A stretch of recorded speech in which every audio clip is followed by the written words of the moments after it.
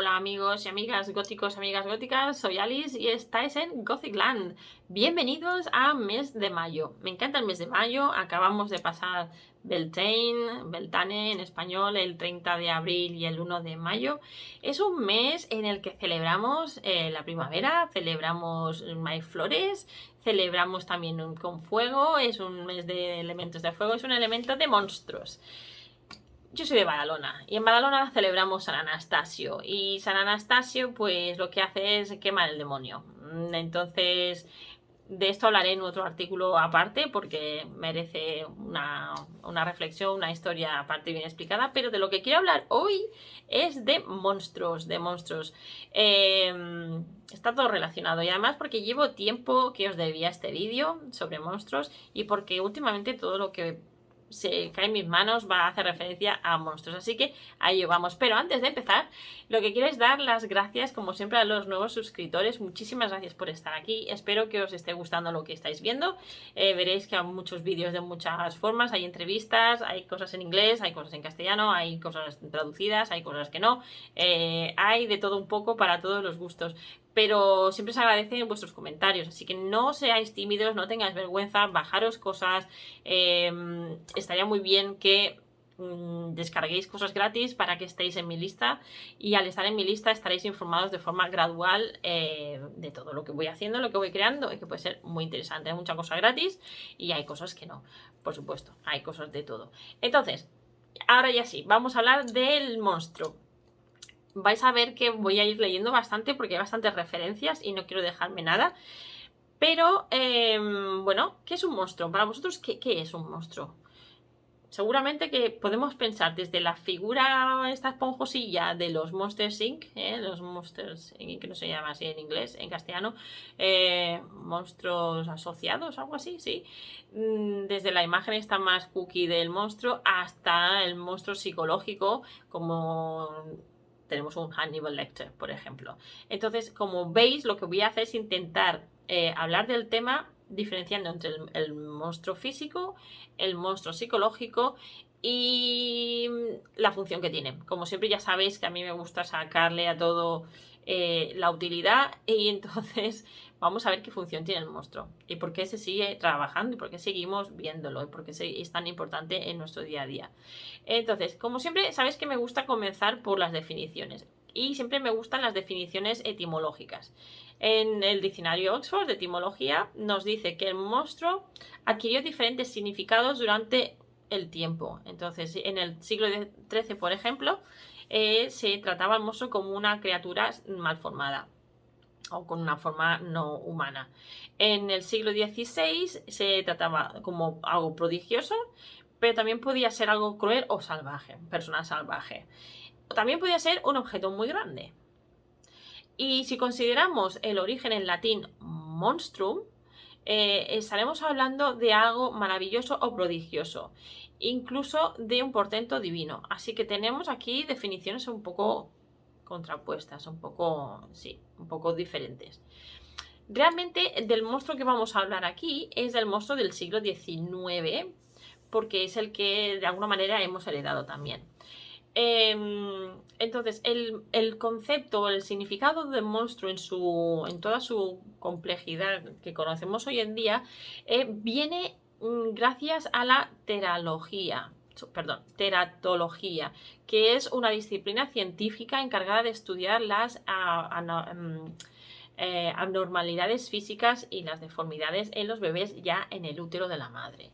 Ya podéis imaginar la connotación que tiene esto en muchos sentidos, ya no tan solo porque la mujer es quien lleva el bebé y que a lo mejor es ella quien ha causado esta enfermedad, entonces ya la monstruosidad viene de la madre y no tanto como del bebé, sino que también de todo lo que conlleva esto desde un plano más religioso. Ahora lo vamos a ir elaborando. Entonces, esto lo que va a hacer es que con el tiempo el interés social va a ir aumentando porque se conocen mucho más esas deformidades, se enseñan más y, por ejemplo, en este caso tenemos el hombre elefante de John Merrick. El hombre elefante es el típico caso, el más conocido, de un ser humano que nace con una deformidad que lo acaba matando, y cómo esto se lleva al terreno pues de la morbosidad, del circo, de mostrar este ser como si fuera pues un animal. En ese sentido hay bastantes trabajos. Por ejemplo, os voy a leer un fragmento. La traducción que hago siempre es un poco libre, ¿eh? Porque no lo encuentro traducido, lo tengo que traducir yo. Por ejemplo, hay un ensayo de Catherine Angle que habla de este caso en su documento, en su escrito, que se llama Joseph Merrick and the Concept of Monstrosity in 19th Century Medical Thought. Es un ensayo médico, ¿eh? Entonces, ella habla que que el monstruo se presenta como una ausencia a una opinión médica universal y promovió las explicaciones alternativas para esta enfermedad que entraba en conflicto con la teoría teratológica. Continúa diciendo que, por ejemplo, la vida de Joseph Merrick acabó siendo exhibido como un raro, un freak, que se llama en inglés, como un bicho raro. Y esto también cuestionó su lugar dentro de la medicina y la legitimación académica para aquellos que lo trataron. O sea, el pobre nació en una mala época, realmente podríamos decir. Es un caso que vemos muy marcados las divergencias médicas de las diferentes opiniones médicas acerca de la monstruosidad al final del siglo. Conectado con esto, tenemos también el libro de Monstruos al final del milenio, de los que nos habla Sara Martín Alegre, quien es la coordinadora de los estudios ingleses en la Universidad de Barcelona, en la UAB, y ella nos habla del monstruo desde el punto de vista monstrare, de la palabra latín monstrare, en lugar del monstrum. Y ella lo hace para hacer referencia a los métodos romanos divinatorios. Ahora veréis la conexión, es muy interesante. Ella dice, en este libro, dice que los métodos divinatorios romanos utilizaban las malformaciones del cuerpo como un mensaje, un tipo de mensaje que solamente podían decodificar los expertos, y que según la interpretación lo que estábamos leyendo es las creaciones de los caprichos de la naturaleza como un signo de algo maligno, de algo que habíamos hecho mal, el ser humano había hecho mal, y como la naturaleza pues de alguna manera se lo cobraba. Entonces, ¿qué pasaba? Que también ya en esta época, la época romana, no nos sorprende nada que al individuo con malformación se le hacía a un lado, se le aislaba y de alguna manera lo que luego se fue haciendo en el siglo XIX, que es lo mismo, que se le ponía en un circo, encima cobraban por exhibir a la persona con esta malformación. Y hablemos no tan solo de deformidades físicas, sino, bueno, siameses, mujeres barbudas, acordaos, bueno, pensar que esto hoy en día es normal. Ahora ya es normal, ya sabemos, porque no viene de un castigo divino, simplemente es algo que se produce a nivel biológico.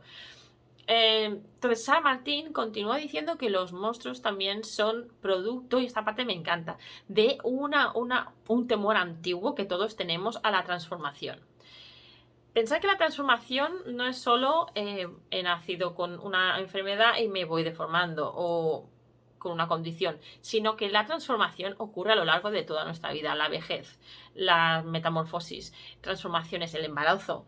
Todo esto que transforma el cuerpo es un temor que tenemos como ser humano, ya viene innato. Y la tendencia es a eliminarlo, porque, bueno, es raro, es feo, nos desagrada, nos incomoda, entonces lo tendemos a apartar o eliminar.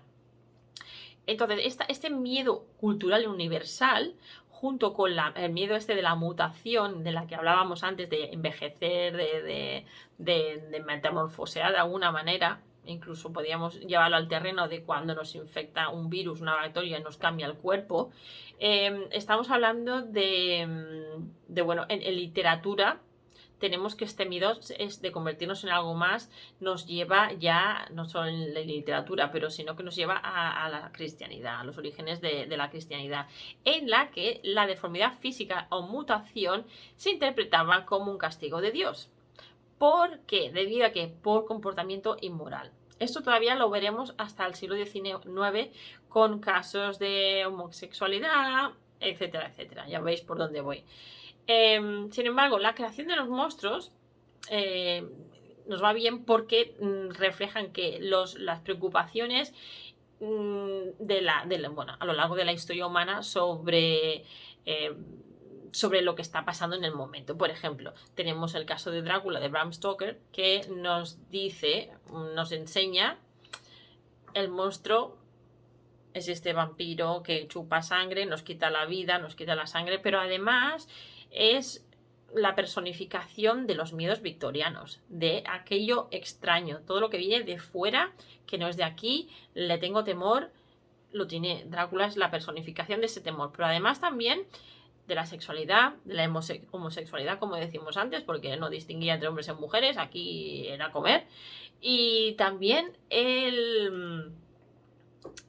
bueno, pues el papel de la nueva mujer, el que la mujer empieza a tomar la iniciativa y el que tenga otro perfil, menos pasivo como el que tenía hasta entonces. Entonces, esto es lo que nos comenta, por ejemplo, hay muchos escritos, hay muchos ensayos sobre este tema. Por ejemplo, nos lo comenta Valentina Kovac en su ensayo Bram Stoker Dracula, Fears and Anxieties in the Victorian Society. Si buscáis por internet hay bastantes ensayos de académicos que trabajan el miedo de la monstruosidad, o sea, el monstruo como la personificación de los temores de la época, ¿sí? Y entonces todos estos papeles, pues eso, de la sexualidad, el otro, el extranjero, todos los miedos que representa. Entonces, aunque tenemos normalmente un rechazo hacia el monstruo, hay aquí una cosa muy curiosa, porque el monstruo es el otro. Nosotros, está el monstruo y nosotros como los humanos. Esta barrera, esta diferenciación se acaba fusionando de alguna manera, porque en algún momento el monstruo, el otro, se convierte en nosotros o nosotros somos el monstruo. Esto lo vemos muy claramente con el hombre lobo, la figura del monstruo del hombre lobo. Y un ejemplo moderno que os quiero mostrar para los que estáis aprendiendo inglés, os va a venir de perlas, es esta obra que se llama Mad Dog de J.R. Park, ¿vale?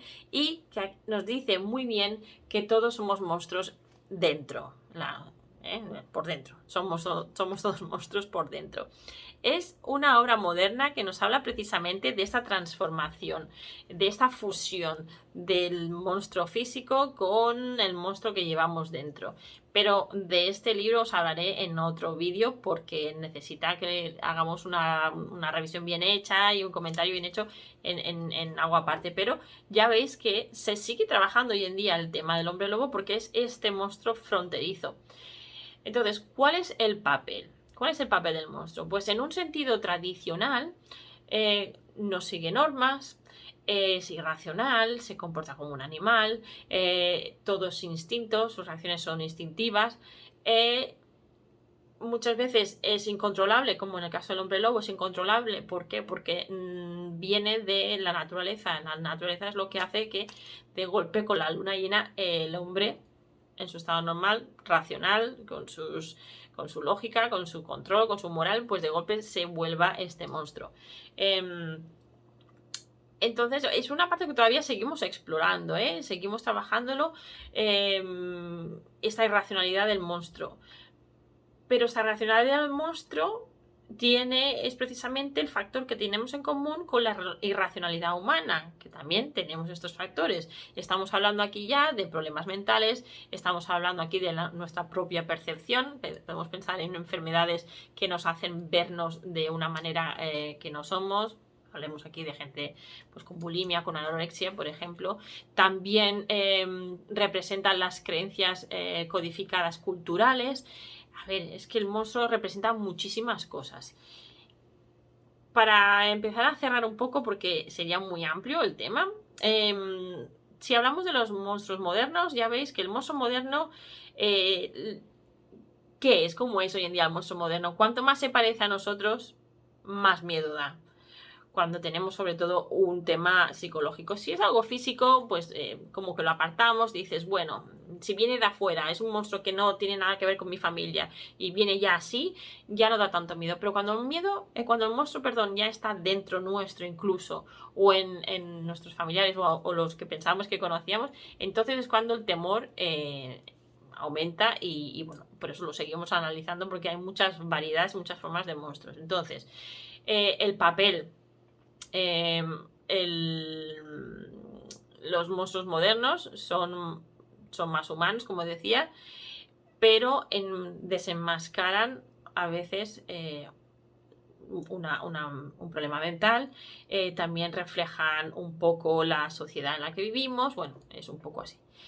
Cuando analizamos a los monstruos que más tememos, siempre me gusta nombrar un monstruo para mí fantástico, bellísimo, Dorian Gray, de Oscar Wilde, porque es el que representa para mí mejor el monstruo. Es bello, es un monstruo bellísimo, corrupto por dentro, vive en una realidad uncanny, una realidad de lo más extraña, y representa este cruce entre lo mental y lo físico. Entonces, con esta idea os dejo.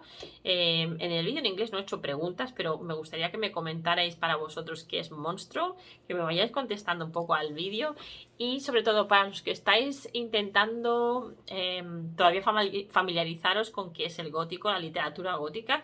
Recordad que tenéis descargables, ya tenéis mi guía, breve descripción, breve introducción a la literatura gótica desde los orígenes hasta nuestros días. Es una presentación totalmente gratuita de 45 minutos en la que os explico con diapositivas, con imágenes, es muy bella. Os explico un poco por encima, porque hay mucha chicha, os explico por encima qué es la literatura gótica, como a mí me habría gustado que me lo hubieran explicado al principio y hace años. Hay más descargables. Lo importante es que vayáis cogiendo información, que veáis un poco cómo va el canal y que os apuntéis a mi lista, porque así estaréis informados de todo lo que hago y no os perderéis nada en absoluto. Bueno, pues que tengáis una semana muy monstruosa, que os lo paséis muy bien. Muchas gracias por estar aquí y hasta pronto. Espero vuestros comentarios. Chao.